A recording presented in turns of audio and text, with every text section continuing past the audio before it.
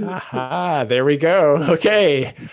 Hello, everybody. One technical hiccup on the start, but it looks like we're live on YouTube. So, my name is Sean Courage, and I'm a professor of Canadian and environmental history at York University. And I am I'm a historian of energy as well. I do research on oil pipelines in Canada in the mid-20th century. So I'd like to introduce you to this roundtable here, which was originally scheduled to take place at the annual meeting of the American Society for Environmental History's 2020 meeting, which was, of course, canceled due to the COVID-19 pandemic. But we're holding an alt ASCH 2020 session here live on YouTube. So we've got a panel of presenters, all of whom are researchers in the field of energy history. And we'll start with introductions from Ruth Sandwell. Hi, I'm Ruth Sandwell. I teach at the University of Toronto. My background is in the history of the family and in the history of rural Canada. I recently, well, a few years ago now, edited a collection of essays called Powering Up Canada, A History of Energy in Canada. I'm just finishing up a manuscript called Heat, Light, and Work in the Home, A Social History of Energy. And I've just submitted an edited collection on the history of women and energy. Excellent. Okay, our next panelist on the roundtable is Carolyn Debian.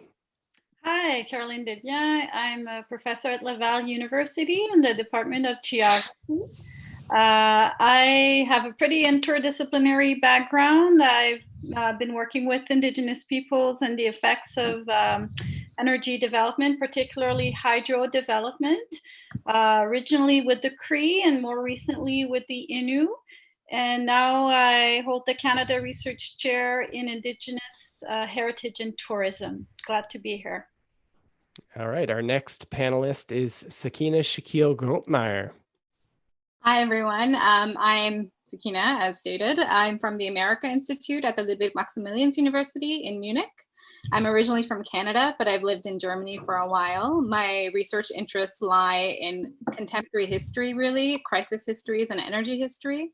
And at the America Institute, I've taught courses on North American history with a focus on culture and crisis.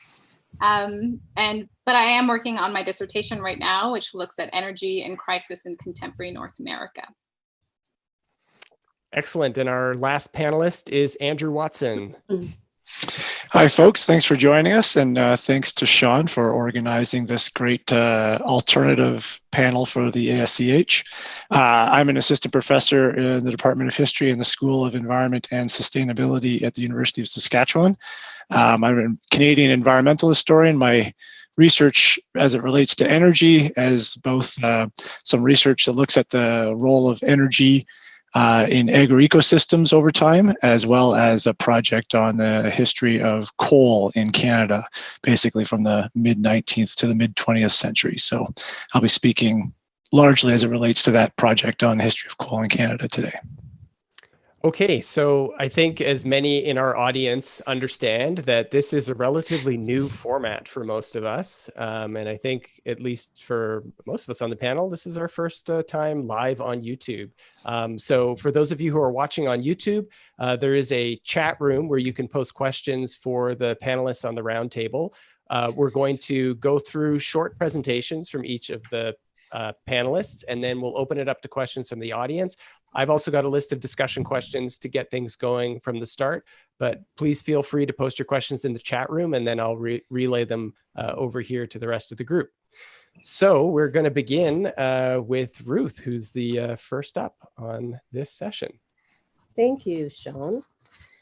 And I'll just begin with a brief apology that in the interest of time, I'm going to read my paper, but you'll have more entertaining presentations with as the other speakers come up. Energy history is indeed changing the way that historians understand the past, but I'll suggest today that nowhere is the social history of energy less developed than in exploring the role that gender has played in the last energy transition. This paper will briefly provide 3 reasons why this is a problem that should be remedied as we move towards the next energy transition. My first point is women do not appear very often in histories of energy, but when they do, their relation to energy seems very different than men's. We know a lot about men's role in energy transitions now, their inventions in labor and their planning and development for systems of financing, organizing, selling, running, repairing, and maintaining the new networks of power. Women occasionally appear as energy actors, but usually outside of energy histories, and almost exclusively in their role as the late 19th and 20th century wives and mothers, who, as designated homemakers, consumed new forms of energy, such as electricity and gas, and were either oppressed or liberated as a result, depending on the historian. A few studies have also looked at the new women energy professionals, the home economics professors and classroom teachers, the appliance demonstrators, the radio and print journalists tasked with instructing wives and mothers about how to use the new forms of energy in their homes. Interesting and important as these studies are, they seem to confirm what the larger silences around women and energy suggest. Women's distinct relationship to the last energy transition remains largely unquestioned and naturalized, the separate which women consigned. This leads to my second point. The silence of energy historians about women today is nevertheless particularly puzzling in light of the detailed research by an earlier generation of historians who clearly identified the family and then gender as categories of analysis to understanding this. Learning from the tremendous variance, the process of first proto-industrial across Europe and North America, historians in the 1970s and 80s established a broad consensus that industrial gender distinctions in industrial societies and in ways that generally disadvantaged women.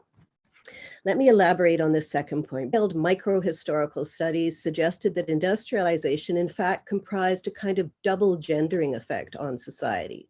The first was caused by women's decreasing access to productive labor and their consequent loss of economic power relative to men.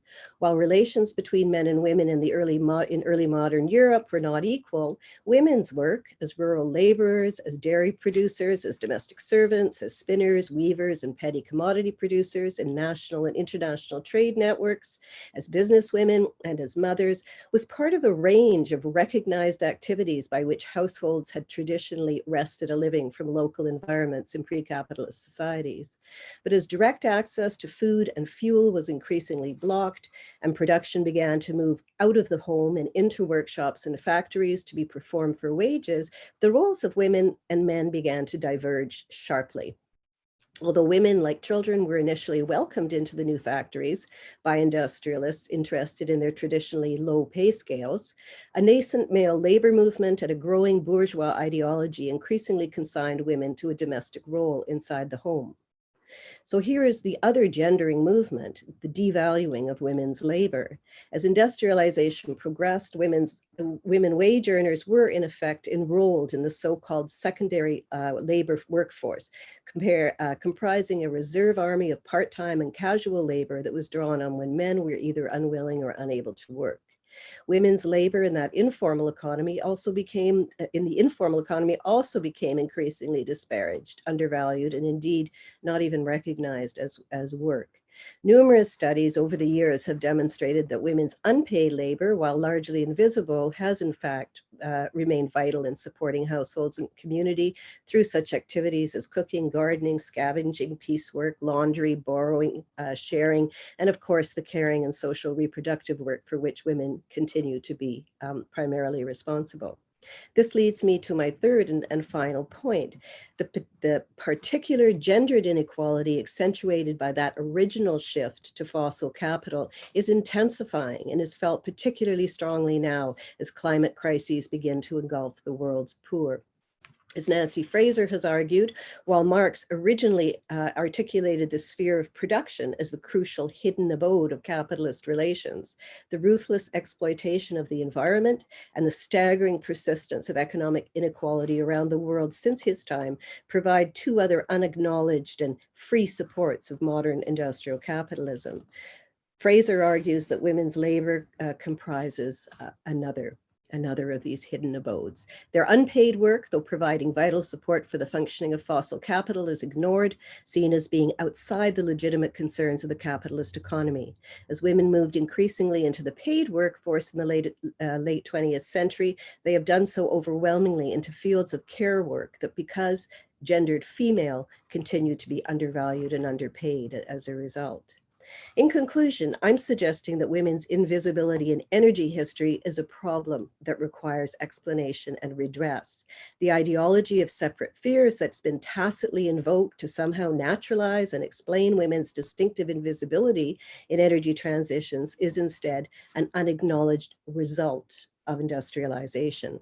Women's historical invisibility not only obscures the importance of gender inequality in the history of energy transitions, but in the process, it's still recapitulating the ongoing gender hierarchies, the different valuations of the work that men and women do that provide the structural, if largely invisible, support to fossil capital.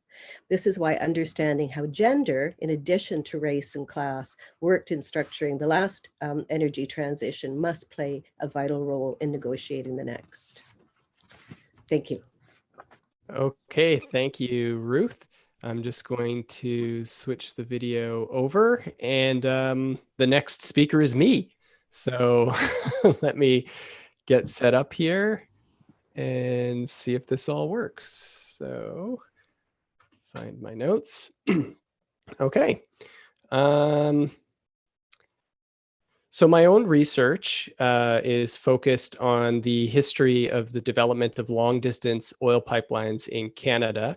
And in the work that I've done, I think it starts to intersect with some of the core questions of this roundtable concerning the relationship between energy infrastructure and modernization in Canadian history.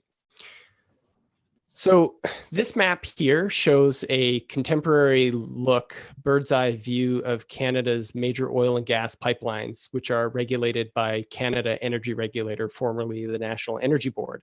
And this is approximately 73,000 kilometers of oil and gas pipelines that stretch across the country. Many of the characteristics that came to define modernity in Canada in the years after the Second World War were enabled in part by a rapid transition to a high energy economy powered by fossil fuels. Mass automobility, automated home heating, commercial aviation, continental trucking, and much more changed the lives of ordinary Canadians. The benefits of that high energy economy were, of course, not realized in an equitable manner. The wealth generated from the massive scaling up of energy consumption in the second half of the 20th century was distributed inequitably, and the environmental risks associated with the fossil fuel economy were not felt among different groups of people in Canada in equal measure. But while fossil fuels and the energy infrastructure that was necessary for their distribution and consumption enabled many of the elements of modernization in post-war Canada, their development was also driven by prevailing ideas of modernity and progress themselves.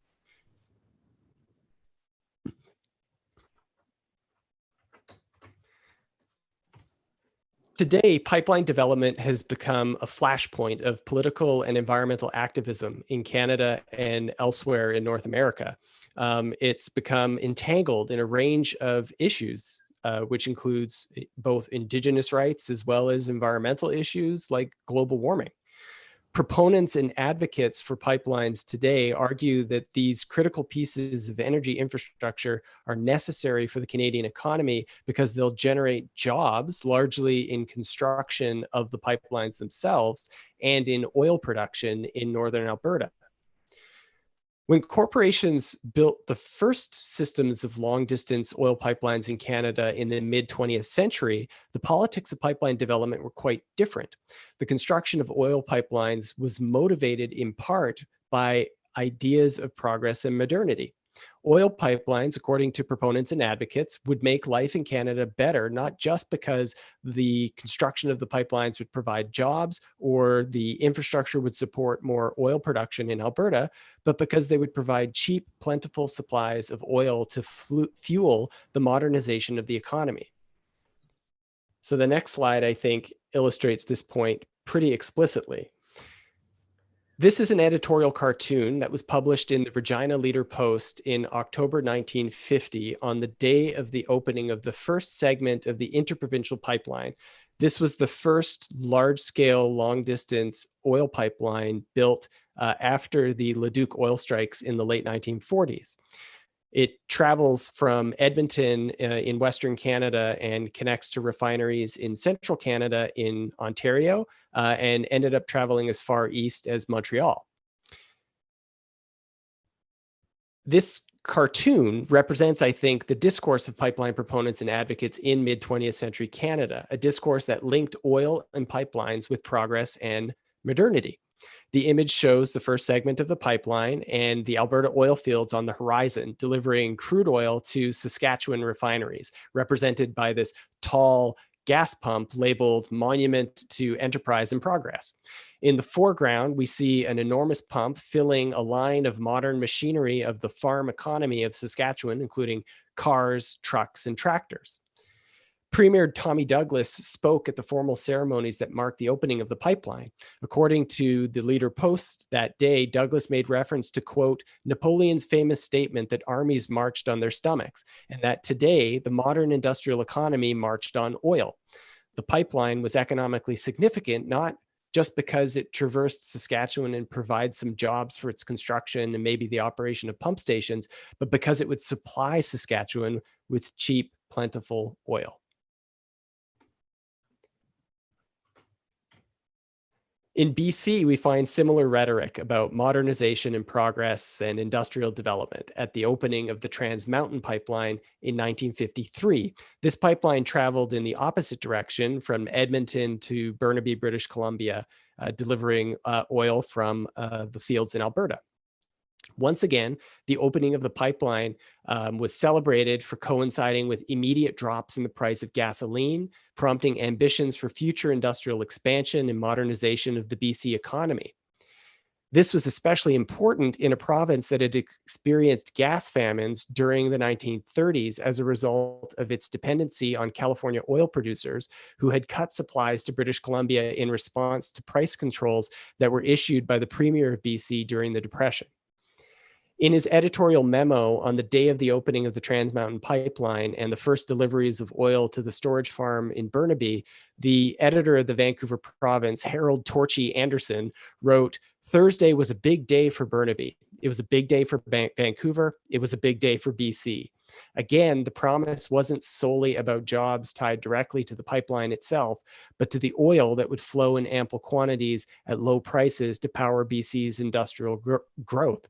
The rhetoric of modernization that surrounded oil pipeline development in mid-20th century Canada was, of course, not unique.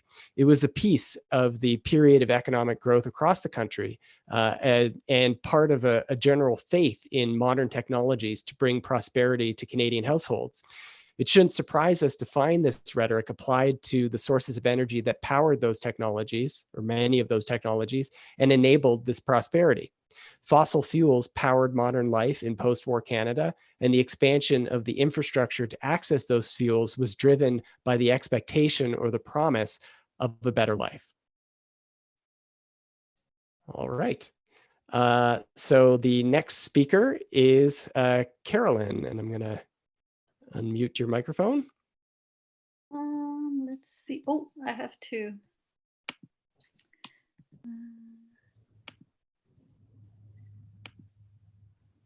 Is this showing up in the right way? Yes, it is. There you go. Perfect. And my voice, my sound is on? Yes, we can hear you. Okay, good.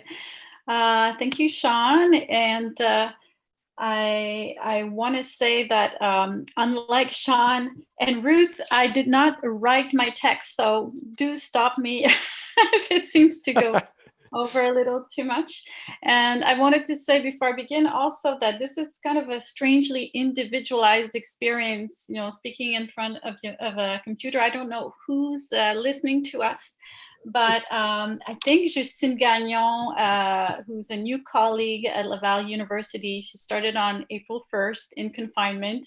A lot of what I'll be talking about today is based on her PhD research. I'm very glad that she'll be joining our department and looking forward to real time with her. So I just wanted to say hello to Justine and also to Adele Clapperton Richard, who is probably out there too, who'll be a new PhD student starting this summer. And I have no doubt that she'll be focusing on gender and energy. So I have no doubt that I'll be very well surrounded by these colleagues.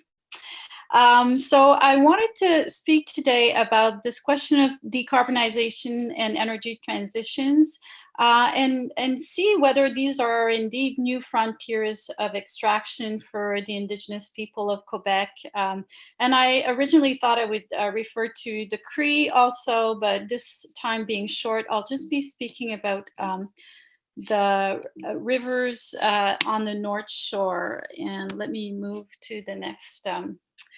So I won't be going over, I think this is familiar to most people, how important hydroelectricity has been to nation building in Quebec. So I won't be rehearsing that argument here, but to begin with, I just wanted to outline how for Indigenous people in Quebec, both the Cree and the Innu, this time of nation building and dam building, which went hand in hand, mostly starting in the 1950s and throughout the latter part of the 20th century in Quebec, has meant intensive transformations of very important waterways for these people.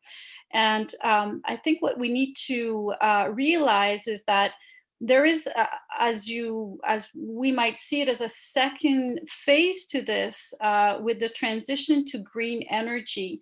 So we've increasingly been trying to pay attention to how there are new pressures to develop and build dams on new rivers, and that there are a lot of the same aspects of the nation building discourse, that a discourse of progress, a discourse of modernization, that in some ways are very much in the background of the green energy transition.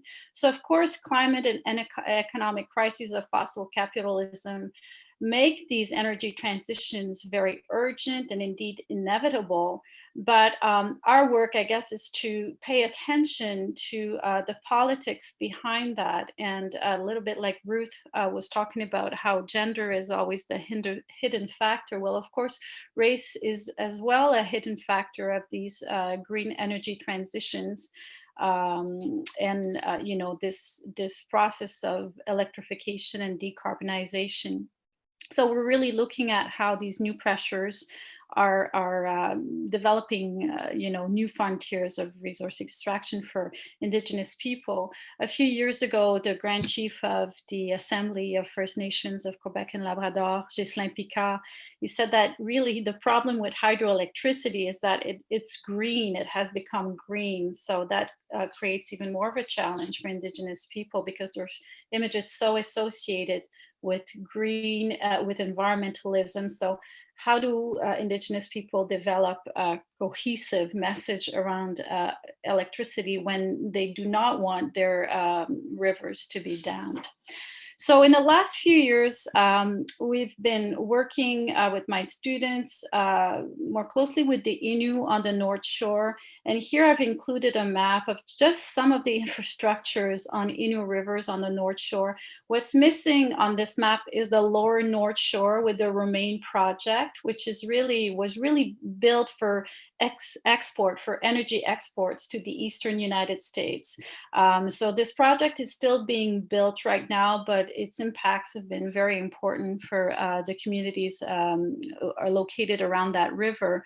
But really what we've been looking at, and mostly with the work of Justine Gagnon, is the tension between the constant folding of energy development into the history, the national history of Quebec, and this sort of relationship of to these rivers as memory, as heritage. So, you know, this is a sort of a newer line of analysis for us, is to see how the the dialectics really between history and memory, and why Indigenous people in their relationship to that river it's always about heritage. It's always about remembering these cultural sites before the river was transformed. But there's really no way to bring in, I guess, that discourse into the larger nation building history around development.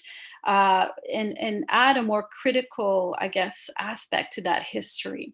So Jonathan Laney, Wendat historian from Wendat, he talks in one article, he talks about the recourse to the past and how oral history or wampum belts have not always been legitimated as legitimate recourses to the past in order to show whether it's land occupation or, the terms of a treaty, etc. We're looking at that same idea of a recourse, whereas nationalist history in Quebec refers to the dams or is projecting, the representations of the dams as monuments of engineering, of modernization. The Cree or the Innu really want to document their immaterial heritage. And in the case that I will show, the project that Justine Gagnon did for her PhD, these submerged cultural sites are very much present in the contemporary relationship that people hold to the river, but they somehow don't weigh enough to be included into history. So they're being pushed aside as immaterial heritage doesn't stand up to the monumental discourse around the dams. So in a project that Justine conducted with the Innu of Pessamit, she reconstructed the old outlines of various rivers that have been dammed, and was able, working with people, to resituate their cultural sites using what the old contours of the river would have been. And through these maps that were very much like a bricolage, bring back the narratives into these landscapes from a contemporary point of view, in order to tease out, I guess, the relationship between the idea that these sites had disappeared, had just been erased by hydroelectric development. The idea behind the project was to show just how present they were still in contemporary times, and how people want to maintain this sense of place around this river, even though it's now a reservoir. So for us, the project, and here I have to move a little bit because I can't read what's on my slide. For us, the project was really about showing how the Innu cultural landscape and the hydroelectric landscape are clearly entangled. They're coterminous. They exist together in the same time frame.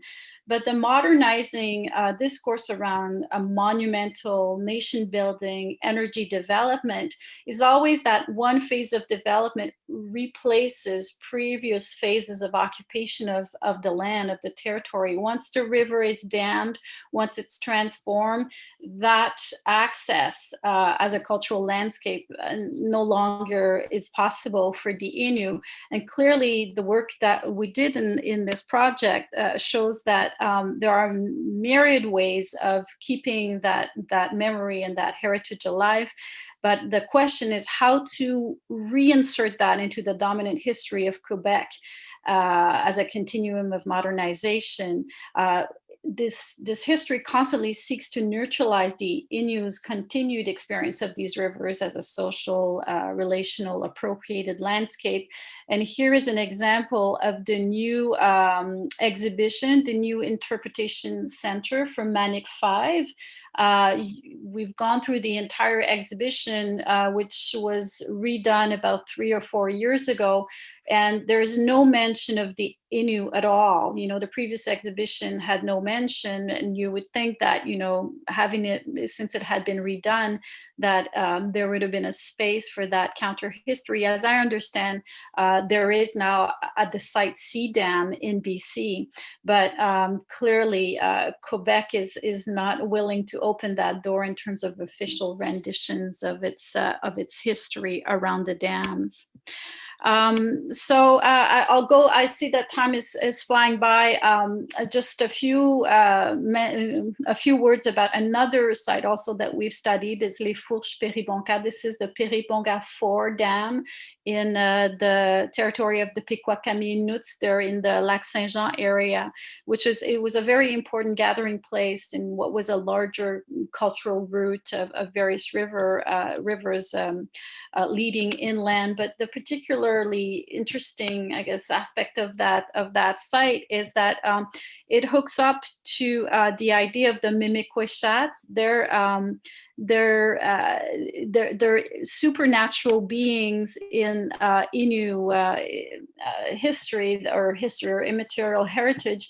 They're beings that have the power to move freely between the world of humans and the world of supernatural beings. And here I've included from the master's thesis of Florence Parcoret. She was using the work of José Maillot to show a diagram that shows this corridor here where the Mimikweshat are able to go from one world to the other. And a lot of rock paintings actually in Ontario, it's been documented that some of them are representing the Mimikweshat. So they're a very important figure for Algonquian mythology and ideas about the land. This idea that they have the power to move freely between worlds, it means that encounters between humans and Mimikweshat are possible and do occur. And when we worked around this site in Péribonka 4, well, there's one family in particular for whom this experience was very, very important. Every time they would go to this gathering site, they would canoe by the site where the Mimikweshat might be encountered. And this was a very important aspect of their experience of that site. Now, and I'll go back to the first, the other, now this was the site where people used to camp. These are the turbines where the water comes out. So this used to be a kind of opening in the rock. Now these are the turbines. So the site is very much transformed, but this idea that the physical environment still may be a portal to go into the world of these supernatural beings is still very, very important for people, and a fundamental aspect of that cultural landscape that they want to maintain. So having done this work with 2 Innu communities, and hopefully we'll be able to work with people on the lower North Shore as well, and what they're experiencing right now with the Romaine project, it really leads us to ask, well, what is the place of immaterial heritage in energy landscapes? There are different kind of recourse to the past, and energy histories are so linked to modernization and nation building.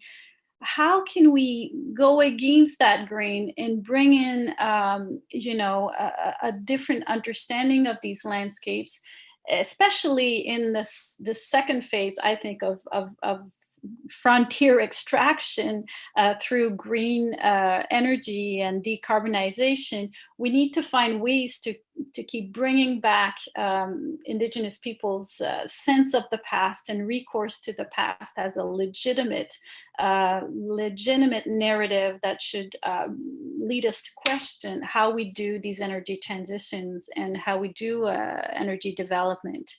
So I think that we're still faced with discourses and representations of energy that are still very much framed by liberal understandings of modernity as progress, and even more so in these green energy transitions, which are seen as still inscribed in that sense of progress. We need to move toward that, and if we don't, we're just not progressing. So how much of that idea of progress, which was so fundamental to modernization, is still being reincarnated into energy transitions at the moment? And well, finally, this work has also, and this is just, we're starting to think about this, is how Indigenous people have a different sense of the past. You know, I can't go into this very much, but the idea of a circular pattern, the cyclical nature of time, the reenactment of submerged landscape has shown how people are still very much connected. There's not that teleology feeling like one landscape was before and a new landscape of modernization and energy is now. There's a sense that no, this is cyclical. And with decommissioning of dams, I think a lot of Indigenous people are thinking also there might be a time when those dams are not there anymore. We have other ways of living on the landscape. We have other ways of producing energy. So how do we integrate that into alternative histories of energy and modernity in Canada and in Quebec is what very much this work poses for us in terms of questions. So thanks for listening. Hopefully I didn't run on too long. Thank you. Okay, thank you, Carolyn. Excellent. So as we switch over to our next presenter, we've got Sakina coming up here. And thanks to our audience of 24 people watching right now. And I can see messages in the chat room, which is great. And I'm just gonna... Caroline, mine goes in a bit of a different direction. It takes a foray into the transnational or the binational when it comes to energy in modern Canada. I'm basically going to talk broadly about the oil relationship between Canada and the United States in the 21st century. I'll focus on the politics and the rhetoric more on the Canadian side, but hopefully we can open things up a bit more in the discussion. So the United States is the single most important partner for Canada when it comes to oil. In the 21st century, the oil industry in Canada has undergone a tangible continental integration, particularly on the Canadian side where privatization has made it nearly impossible to disentangle American and Canadian interests. The Canadian oil industry was different throughout the 20th century as it was largely nationalized. The oil crises of the 1970s drove the Canadian government in an interventionist and nationalistic direction. At the time, energy security meant security of supply for Canadian consumers. A major goal of Pierre Trudeau's 1980 National Energy Plan was a Canadianization of the energy sector, which was unpopular in Washington, as well as with major American and other foreign-owned oil companies. Still, US investment and the growing network of pipelines played important roles in the exploitation of Canadian oil, for which the Athabasca oil sands in northern Alberta became the major source. Much changed in the 1990s. Petro-Canada, Canada's first national oil company, created by the federal government in the mid-70s, went public in 1991, and by 2004, it had become completely privatized. This privatization was accompanied by trade agreements essential to the integration of the Canada-US oil relationship. The 1989 Canada-United States Free Trade Agreement and the superseding NAFTA that went into effect in '94 both had special energy provisions that made it financially feasible for companies to finance new export pipelines from Western Canada through to different parts of North America. And what pushed the countries even closer together was the reaction to the events of 9/11. This really aligned Canada and the United States in terms of security strategy in the immediate post 9/11 period. Security became continental. National security for each country came to mean North American security. The term, which you might be familiar with, Fortress North America, became indicative of national security strategy, and this extended to energy. North American energy security came to mean US security of supply and how Canada could advance it. Some American companies wanting insurance from supply disruptions thought Canadian resources and corporations, while Canadian politicians and energy companies often use a security justification to build new pipelines and develop new sources of oil for US consumers. This included the substantial expansion of mining operations at the Alberta Athabasca oil sands, a base plant of which is pictured here. Still, in the 2000s, a greater goal was the expansion of the Canadian oil trade with the United States. A spokesperson for Enbridge, the multinational Canadian Transportation Corporation, said to the Globe and Mail in 2003, "What we want to do is move a lot more Canadian crude into the US market than anybody has ever seen before." The United States, as one of the world's largest oil consumers, was the main partner for growth. This, of course, was not without protest. The oil sands had become the key resource for Canadian oil, and the process to produce crude oil from the sands is both energy intensive and environmentally risky. Enbridge grew to be a target of environmental protest, as we see here in the image of the People's Climate March in New York City in 2014. The octopus is a trope often attached to oil companies, as some of you may know from the reputation of John Rockefeller's Standard Oil in the late 19th, early 20th century. Criticism connected to environmental concerns was launched not just against Enbridge, but the development of the oil sands more generally. In Canada, communities such as the Athabasca, Chippewa First Nations spoke out against the environmental related health risks posed by oil sands development. Despite such criticism, increased investment in the Canada-US oil relationship continued with the election of Stephen Harper, for whom growing the oil trade between Canada and the United States was a key objective. In July 2006, in his first international speech made at the Canada-UK Chamber of Commerce in London, Harper said, one of the primary targets for British investors has been our booming energy sector. They have recognized Canada's emergence as a global energy powerhouse, the emerging energy superpower our government intends to build. We're a stable, reliable producer in a volatile, unpredictable world. That's why policymakers in Washington, not to mention investors in Houston and New York, now talk about Canada and continental energy security in the same breath. That's why Canada surpassed the Saudis 4 years ago as the largest supplier of petroleum products to the United States. Harper's motivation for the speech was to attract foreign investment in Canadian oil. His way to do this was by selling Canada's supposedly lucrative oil relationship with the United States. He also intensified the tendency to shift Canadian policy to align with US interests, particularly as geopolitical conflict with the Middle East persisted throughout the 2000s and increased pressures to reduce dependency on Middle Eastern oil.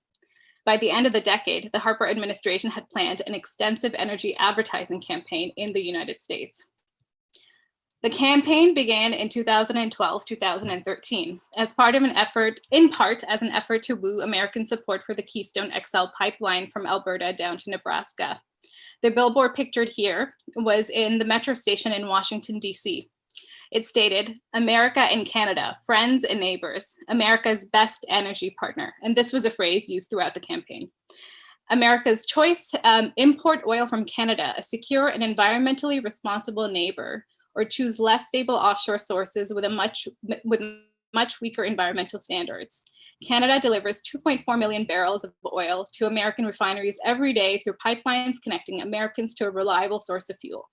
GoWithCanada.ca. The Harper administration was not alone in the advertising game, of course. Canadian oil companies played their part. An example here is Cenovus Energy, an integrated Canadian oil company based in Alberta.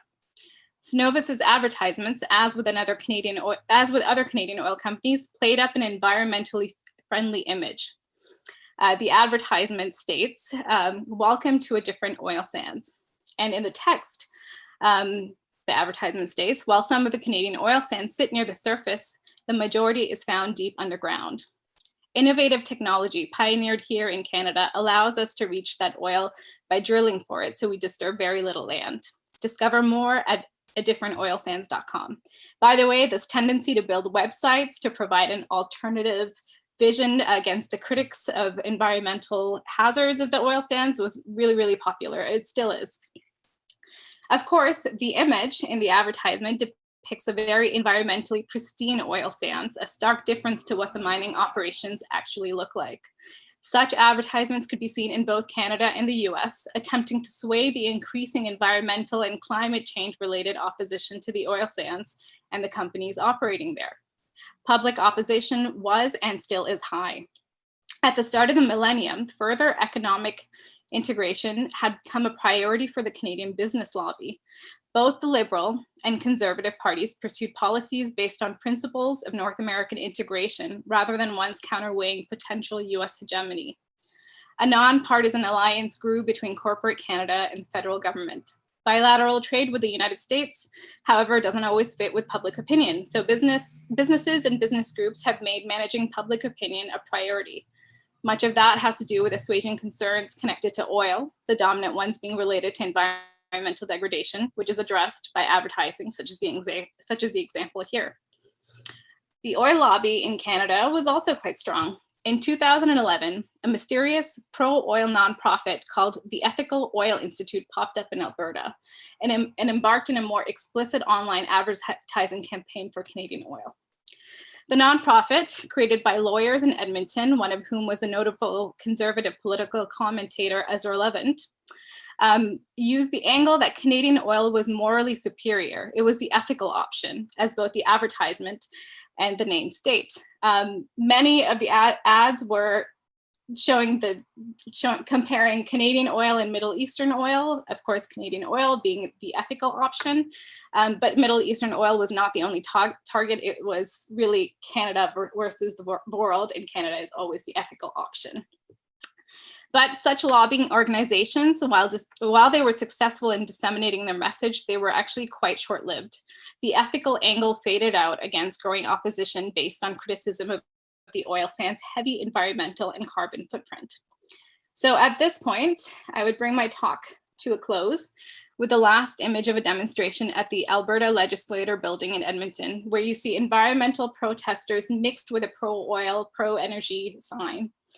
The oil game in Canada continues to be complex. It's a mixed bag, and it would not have developed as it has without the United States as a primary partner. It's impossible to disentangle the Canadian and American interests in both oil sands development as well as protests against it. It's also unclear in what state Canadian oil would exist without US investment and purchasing power, and even less certain how Canada can make itself less vulnerable, as the future of oil and arguably of US-Canada relations seems quite murky. What is clear is that the 21st century marked a departure from how Canadian oil strategy was throughout much of the 20th century, a departure from nationalization into a privatized, integrated continentalism. As we are still at the start of the 21st century, there's much still that remains to be determined. So as historians, we have to ask ourselves, how else can we view the patterns of Canada-US oil dynamics? And how can we contribute to the greater conversation about energy and modernity in Canada? Thanks. Thank you. Okay, thanks, Sakina. And our last of the panel presentations is coming from Andrew Watson. All right, let me just get my screen set up here. So thanks to all the other presenters for putting out a set of really great ideas that I hope to build on a little bit. These are some not completely thought out ideas about the history of modernity and energy in Canadian history, but I'm going to try and tie them together, try to tie together the history of fossil fuel energy and the transition to fossil fuel energy, particularly coal energy in Canada, with the idea, with Ian Mackay's idea of the liberal order. But mostly I came to this idea because I have, I was trying to sort out how historians can grapple with what I see as some pretty big problems related to the discussions around the next energy transition towards renewable energy, decarbonizing the economy and society in North America and the planet more generally. And these three problems that I'm sort of grappling with or thinking about right now, that I'm trying to find ways to historicize a bit, are very simply reduced to we, in quotation marks, labor and liberal order, or maybe liberalism in general. So the first, thinking a little bit about what do we mean? What or who do we mean? Scholars and historians, when we often talk about, I keep saying when we talk about we, right? We use that word so easily, and it has actually come up quite a few times just in the presentations right now. When we think about an energy transition, we need to be careful about the way we lump together huge groups of people and the important disparities between groups of people when discussions about energy transition talk about we. Who is we? What is we? The second issue is thinking about the ways in which industrialized or industrializing places, countries around the world, and in this case, Canada, might imagine decarbonizing the economy and society, confronts the sort of really profound changes in our relationship to energy, and in fact, the average person's relationship with manual labor in particular, right? If we wanted to imagine a transition to non-mineral energy, then we need to grapple with the reality that a lot of people are going to have a new profound relationship with manual labor, somatic energy.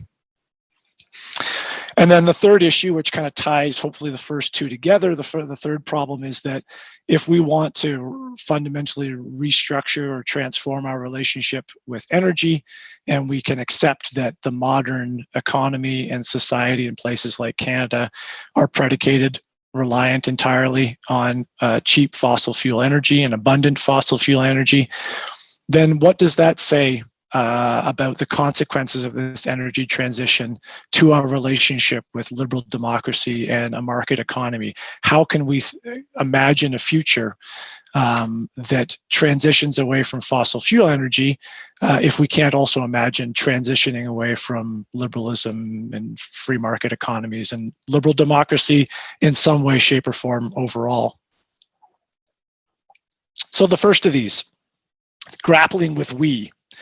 These things, these claims that you hear talked about a lot in climate activism and even in conversations around a just transition is we have caused climate change, right? We need to use less fossil fuel energy. We need to decarbonize our economy and society, or perhaps we need to transition to a renewable energy society. When you hear that, the we in that discussion is not all of humanity, right? It's not a blanket statement that all people need to, that all people have caused climate change, that all people need to decarbonize. It's also even, it's largely a reference to groups of people who need to take responsibility for the creation, the transition to a full-fledged mineral energy economy, and those who need to confront fundamental changes to the economy and society. And so this is not just everybody around the world, it's particular countries, particularly the industrialized and industrializing countries in the world. But even there, right, even if we take Canada as an example of a country that needs to step up and take responsibility for the we inherent in our discussions, it's not everybody in Canada. Again, the we is still not everybody in countries, industrialized countries like Canada. There's stark inequalities inherent in the way we throw around the word like we or our in these discussions. So we, when we talk about we, fundamentally, masks inequalities, and we need to recognize as scholars and historians looking back at these subjects that energy is really a lens of analyzing inequalities, particularly when it comes down to energy transitions, right? And so how can energy historians offer a way of interrogating the ways in which the groups of people responsible for and subject to energy transitions mask a kind of inequality? Second issue that I've been grappling with, it's somewhat related to this we question in many ways, is this issue of labor and how important labor is in thinking about energy transitions, one that really does not get talked about in any detail at all, right? So renewable energy, green energy, is a sort of panacea, right? That especially renewable energy, electricity, will somehow replace all of fossil fuel energy, or at least a vast majority of it. And it simply cannot, right? There is not the capacity, there is not the material reality available to replace the extraordinary scale of energy that we rely on through fossil fuels. hydroelectricity, as Carolyn has outlined, but even the use of a lot of solar and wind energy relies on a variety of materials from around the world that are simply not available in big enough supply to make this transition quick enough or on a scale necessary to easily just shift from one to another. And so when we think about the really dramatic change necessary to decarbonize our economies and societies in places like Canada, we really need to think about what it means for refamiliarizing ourselves with the kind of work that people and perhaps domesticated animals are going to need to perform to satisfy our energy needs. Grappling with that issue means grappling with issues of inequality. If we want to avoid old forms of inequality like indentured labor and slavery, which where a lot of energy was sort of mobilized in pre-mineral energy world, or the organic energy world, then we need to imagine how labor can be performed equitably in a decarbonized economy and society in ways that reflect the need to think about the we inherent in fossil fuels or an energy transition. And so this is another way that historians, I think, energy historians can assist here, right? Is to thinking about the ways in which the transition to fossil fuel energy, to the mineral energy economy in the late 19th or the 19th and 20th centuries was fundamentally one of replacing somatic energy with exosomatic energy. So something, again, that does not get a lot of attention amongst energy historians is interrogating how much the adoption of fossil fuel energies was largely, not strictly, but largely, an exercise in replacing labor, human labor. And so these ideas then bring me to playing around with Ian Mackay's 2000 article about the liberal order framework, published in the Canadian Historical Review. I know lots of folks may be familiar with it, but just to give a quick overview, right? Mackay argues that one way of thinking about Canadian history is to study it as a project of liberalism or a project of the liberal order, and sort of pursuing Canadian history, the study of Canadian history, by looking at those who worked to realize the liberal order in Canada and those who worked to resist that project.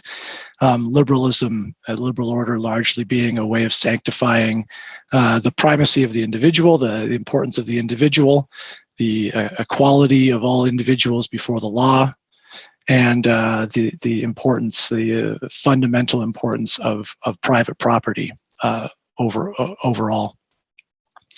So historians, I think, can contribute, right, to this effort to study the liberal order and think about Canadian history as a project of imposing the liberal order or resisting the liberal order by including the materiality of fossil fuel energy and realizing that the liberal order was co-created, to use some ideas from Timothy LeCain, his book on the matter of history. The liberal order in Canada was co-created with the materiality of fossil fuel energy.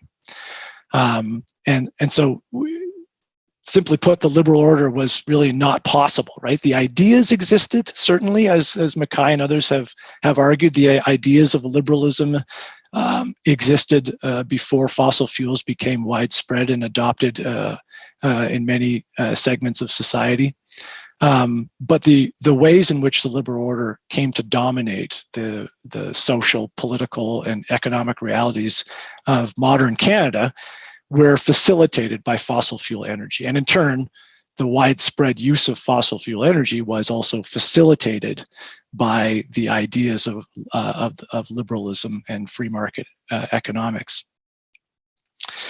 So these ideas, and one thing I would say too, right, is Mackay, he looks at a lot of different facets of thinking about the liberal order, but he never once mentions energy, not even in passing.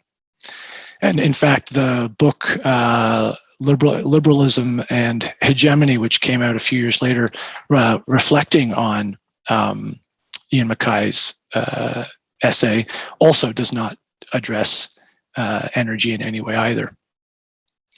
So these two ideas that I'm grappling with are the ways in which fossil fuels are controlled, right? The ways in which the fossil energy, mineral energy is directed towards particular purposes, but also the ways in which it's consumed, utilized by consumers, is, I think, an effective starting point for trying to analyze how particular groups in society mobilized liberalism, right? So those who are advocates for the idea of a certain politico-economic structure around the liberal order mobilized the idea of liberalism through fossil fuels, while other peoples tended to join the project a little bit later, only as their interests became co-opted within the liberal order framework as a way of, if you imagine the liberal order over time extending out to subaltern groups that Mackay refers to, like women, workers, indigenous peoples.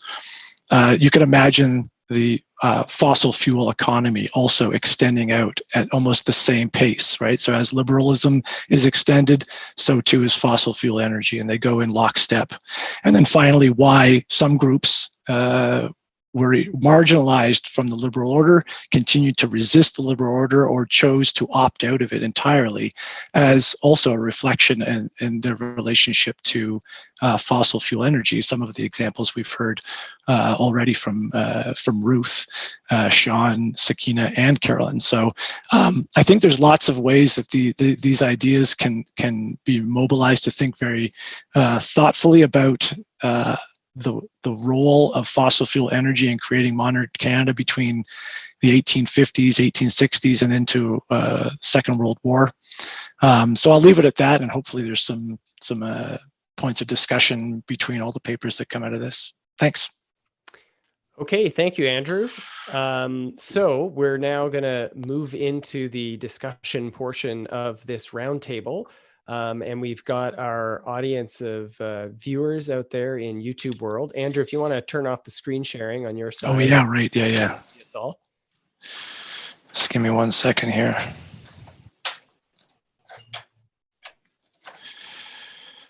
Oh, wait.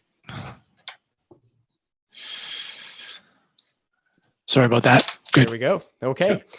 So I have some questions for the panelists as well, but I did ask people in the chat room to start posting their questions a little bit early so we would have them right away and not have to wait for the lag. But just for the audience, just so you know, there's about a 30 to 60 second broadcast lag on YouTube. So you'll hear our responses a little while after you post your questions into the chat room. But I'll just scroll up to the top. We've got our first comment rather than question from Peter Fortna, who directs us towards Sakina and says, I'd like to encourage you to push beyond the media campaigns and try to understand some of the real impacts of development on the communities and how they responded. For example, consider how development impacted the community of Conklin, causing housing prices to increase beyond what the local community members could afford.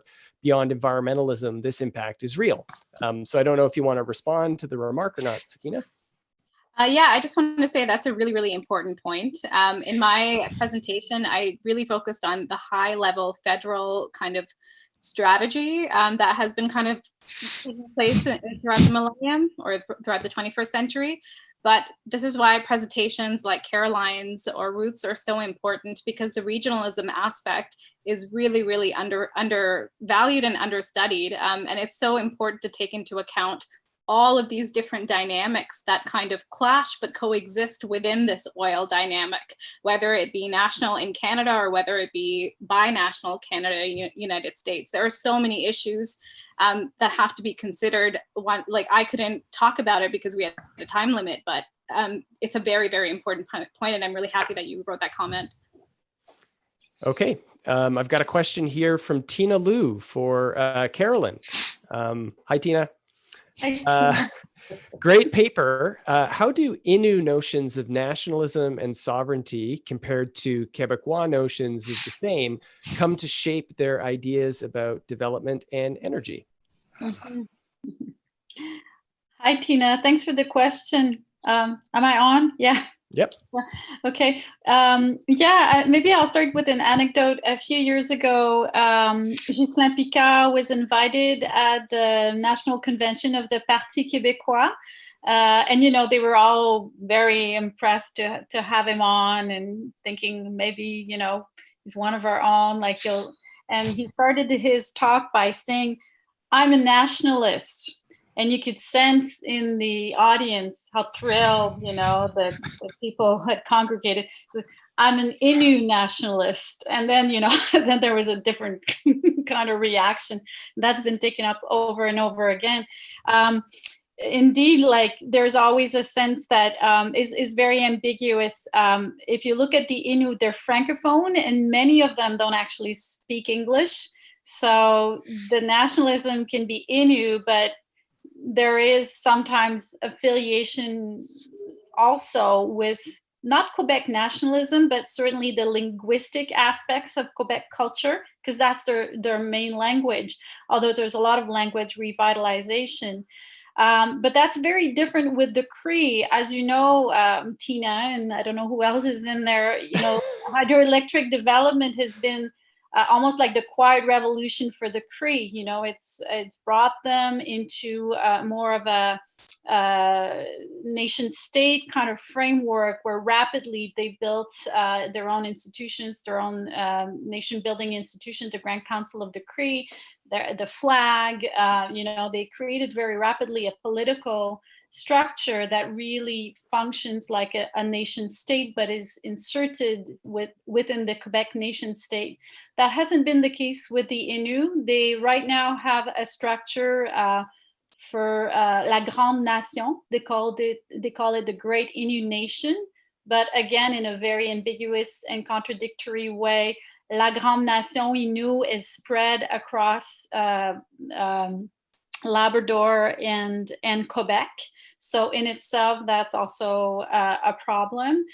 So I would say that there is a lot of efforts right now, nation building within the Innu, but it hasn't been as smooth and as easygoing. It's almost as though the political, economic, and cultural circumstances were not brought together in the same way that they were for the Cree. And so the process of nation building, I guess it's a different thing, nationalism or nation building. But just to wrap it up, I would say that in Quebec, we have a very, as close as you can get to an Indigenous nation state with the Grand Council of the Cree.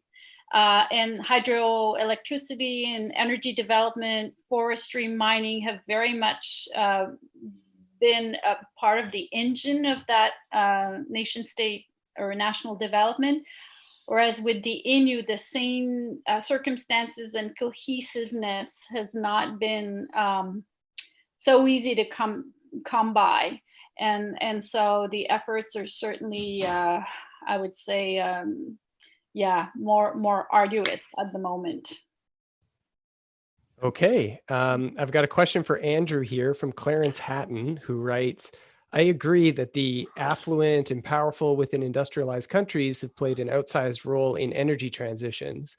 Degrees of responsibility surely aren't evenly distributed, but that doesn't mean that energy transitions result from some kind of top-down manipulation. So how can we explain that consumers choose to adopt these fossil energy sources?"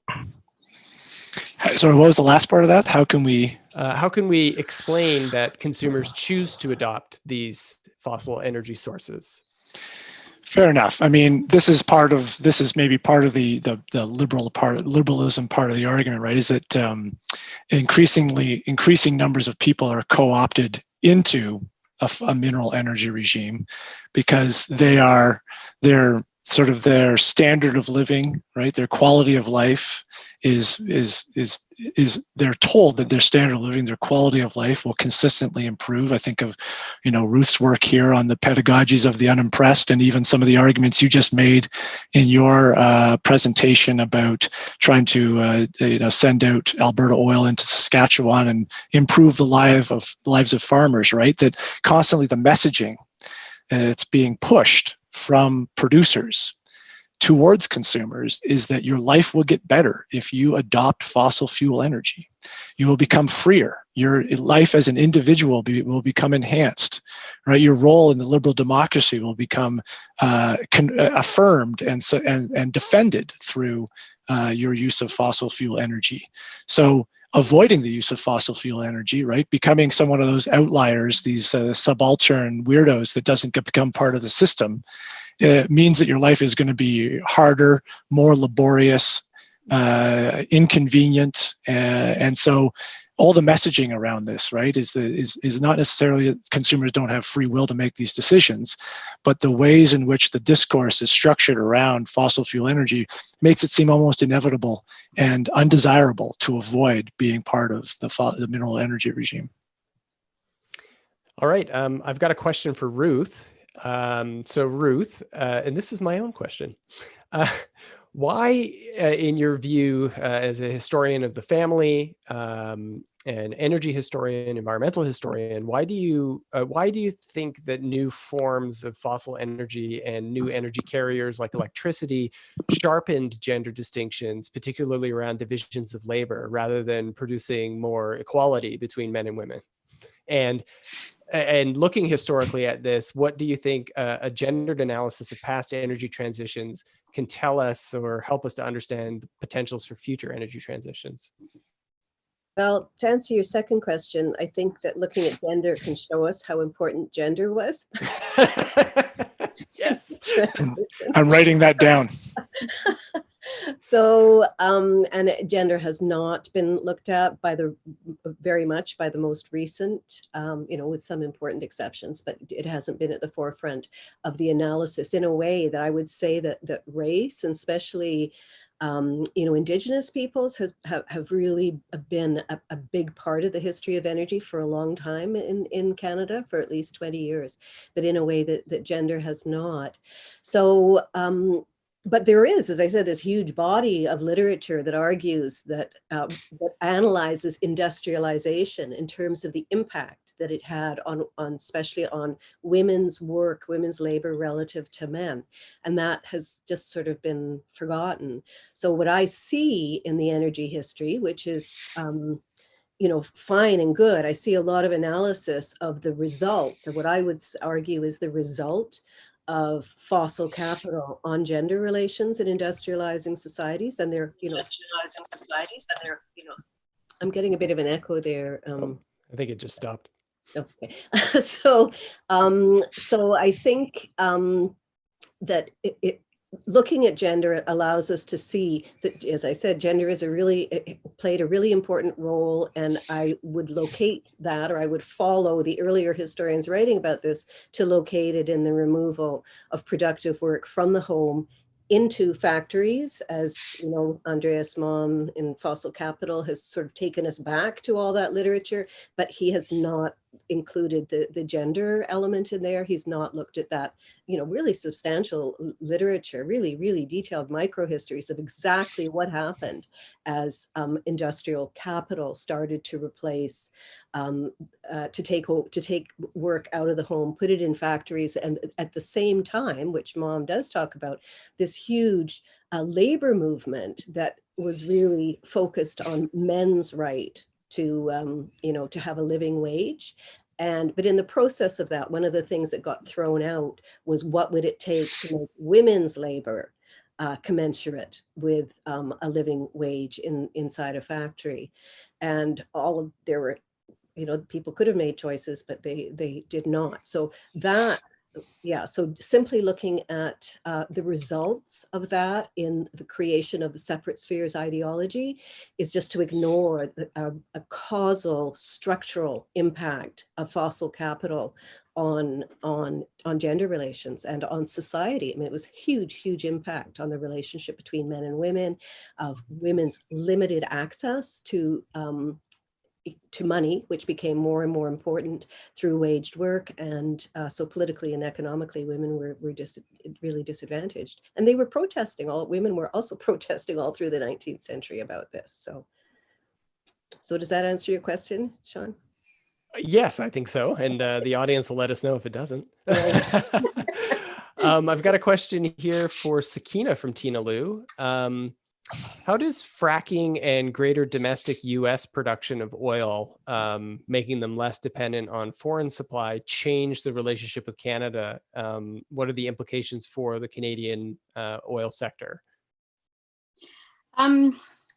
It's a complicated one. Fracking really changed a lot in terms of the U.S. attitudes towards oil, because a lot of it used to be connected to price, and price was often driven by Middle Eastern capacities. Of course, with fracking, the U.S. became a lot more independent, but the U.S. has actually been a lot more independent from Canada. The Canadian oil industry has really catered to the U.S. expectations for much of the last few decades, and that's really more of a problem for Canada than the United States. The United States has diversified in a way that Canada hasn't in terms of oil partners, and that's something that Canada, I think, really needs to take into account moving forward. A lot of the time, what really has brought the clash is not necessarily the oil prices or the oil industry, but rather like a clash of personalities when it comes to leadership. So that's something I think history can really teach Canadian politics and Canadian policymaking when it comes to partnerships. Okay. We've got more questions coming in from the chat room. One for me from Ken Cruikshank. Ken writes, I would imagine that those who live in and around the pipelines might have had different views about where modernity would be located, and then asks, are pipelines less intrusive than hydro towers? Yes, and views about modernity and pipelines shifts and change depending on the constituencies that we look at in the past. In Canada, in the same period of that I was discussing in my presentation, when these sort of positivist advocacy pieces were being published in newspapers, sort of booster style articles and op-eds and stuff, there were groups who were beginning to express concern, including settlers and Indigenous people. So the first records that I've been able to find of sort of Indigenous opposition to oil pipeline development come from the Aamjiwnaang First Nation in Sarnia. So they had a long history with the oil sector in Canada that went back to the advent of the sector in the 19th century. And then their territories were, gradually taken up by the refineries and centers of production in the oil sector in Southern Ontario. And then their reserve was transected by the Interprovincial Pipeline in 1953. And they wrote to the Canadian government to request that the pipeline not travel through the reserve. There's also evidence by the later in the 1950s and 1960s of farmers in Manitoba and Ontario beginning to appear at Board of Transport Commissioner hearings and National Energy Board hearings to express reservations and concerns about pipeline development. There's a really interesting piece of testimony from a farmer in Southern Ontario who, in some ways, this was in 1961, I think. He is articulating what we might call a kind of proto-environmentalist argument about his concerns about pipelines, but he describes it as landscape change, that he's concerned that the pipelines are producing too much landscape change and that the land will be different for children in the future. But he insists that he's not opposed to progress and that he supports progress, but he's concerned about the effects on land that progress might have and whether or not there's a way to reconcile those two. Again, to partly answer the question, yes, if you were proximate to the pipelines, your views would certainly be different than those who were going to benefit from getting cheaper gasoline as a result of those pipelines construction. All right. Merle has some comments here. This is Merle Massey. I've been thinking about thinking strongly during the COVID-19 crisis about the role of energy and our everyday relationship with it and how it's changed so much since the last major world pandemic in 1918-19. In Saskatchewan, the physical act of getting out of bed to fill the stove, keep heat in the house, contributed to lengthening sickness and death in 1918. Now the energy focused on medical care, PPE, ventilators, hospital warmth, energy to run hospital equipment, beds, machines to test patients, etc., is an area for study. How do we balance energy requirements for modern healthcare, from running synchrotrons to vaccine development to patient care, with our need to reduce energy consumption? And I'm going to put that out to anyone on the panel who wants to take up some of Merle's comments about energy in the current pandemic. Can I jump in? Yeah. So yeah, this really picks up on Andrew's point. So Andrew, I won't say too much, but yeah, this whole question of energy sustainability is absolutely crucial to these to the discussions. And my feeling is that people, so the questions that Merle raised, yes, of course, how do we balance out, the market has basically looked after that, I think, in up until the present, with the government intervening as necessary, which we're also seeing with this pandemic in some very interesting ways.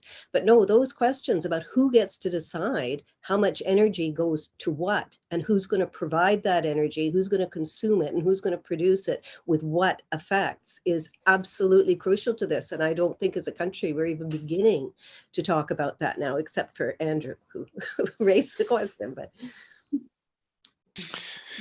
I might just say, one thing that often gets kind of glossed over is this: if we're going to decarbonize our economy, then we'll never use fossil fuels ever again for any reason. And that's not true, right? We'll use fossil fuels for all sorts of things. The point is to scale back significantly, dramatically, the amount of fossil fuels we're using. So the use of fossil fuels for all these applications, like saving people's lives in hospitals, or something like the synchrotron, or I can't remember what some of the examples are. It's not necessarily to imagine a future in which we have none of the things that maintain our quality of life, but to understand that in many ways we're going to have to rethink what quality of life is and have a new relationship with energy, rather than one that we just take for granted. Energy will do everything for us. Fossil fuel energy will do everything for us. Fossil fuel energy will do very particular things that, as a society, we just have conversations about how to distribute equitably. So we're getting great questions from the chat. I'm going to try to get to as many as we can. I got a really quick one here, Andrew, from Tina Liu. She says, really, really interesting questions you raise, and important ones too. So an easy one back at you, which she has in brackets here, not. What does a just transition look like, given what history has revealed of past energy transitions? Well, I'm not overly optimistic that that the next energy transition will go well. I mean, I probably put my money on catastrophic climate change and the collapse of our economy and society before I would imagine significant cultural change.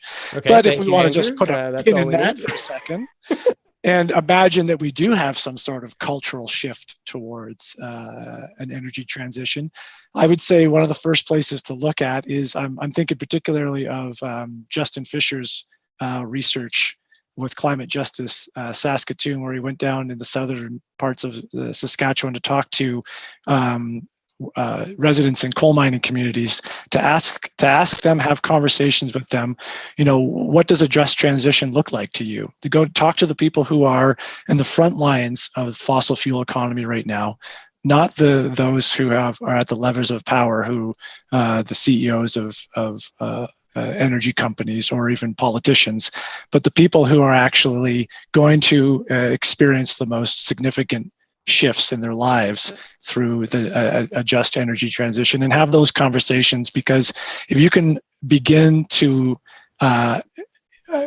accommodate the concerns and the desires and the fears of people who are the most reliant, and these workers, right, they're not the powerful people, they're not the we that I'm talking about, right? We need to have conversations with the people whose lives are going to change the most. And if those conversations can start to imagine a future that is agreeable and pleasant for them, then it's easier to have conversations with wider groups of people about what the next energy transition would look like. In other words, how can liberal order be restructured in order to accommodate the needs of the people who have been co-opted into it rather than just simply expanding the liberal order some more. Yeah, I mean, I think the history of energy transition, certainly the fossil energy transition in the 19th and 20th century, shows how much of the change that occurs is not solely driven by material changes. And in many ways, it's the social transformations that end up being more powerful determinants of the outcomes. So if Andrew had mentioned slavery as a massive source of somatic energy, which grew after Britain's industrialization. And in many ways, fossil energy fueled the most intense forms of inequality among humans that we could potentially imagine. So I think the kind of takeaway for a just transition is not to assume that technological or material transformations will be determinative of social outcomes, that social power continues, whether it's defined by gender, or defined by race, defined by class, will continue, I think, largely to be the determinant rather than supranatural forces affecting change. Can I just add something really quickly? Mm-hmm. I would just like to say, I think this is where like Carolyn's topic is really, really relevant, because there's a real risk of kind of perpetuating the same inequalities when it comes to the green energy transition that is so like highly touted right now. So it really means that we kind of have to push ourselves to the limits of our imagination to think about how we can imagine a different way of living if we want to really have a just energy transition, as we've been discussing. Yeah, and I just might put one more thing in there. Ruth and I were at a conference back in September on energy and scale in Calgary, and there were presenters there from Chile who were describing to us the dramatic transformation of their society and environment in the Atacama Desert in Chile, because of the large-scale mining of lithium for batteries for renewable energy, right? And so, if we want to imagine a transition away from fossil fuels to renewable energy, solar and wind, and the amount of battery power that's required to make that infrastructure work, then we are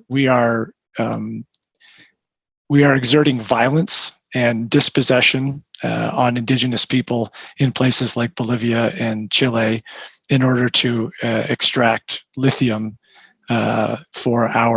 to maintain our way of life with a different kind of energy. So we renewable energy isn't going to save us from anything. It's going to perpetuate all the same problems that exist today, but perhaps address climate change.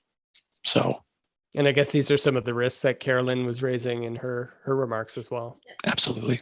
If I can just add a little something, to me, that's really the fundamental question, is that we're always, and this is why from an Indigenous point of view, this is so hard to counter that discourse, is that in the end, whether it's about nation building and modernization of the Quebecois, the Canadian state, or whether it's toward that very sort of well-meaning, sort of moralistic transition to green energy, the answer is always the same. We need more energy. We always need more energy, whether it's green energy or not so green energy. And I think that's where we need to shift to other conceptions of time and, just be wary of how much that sort of like arrow of progress is still kind of informing the discourse.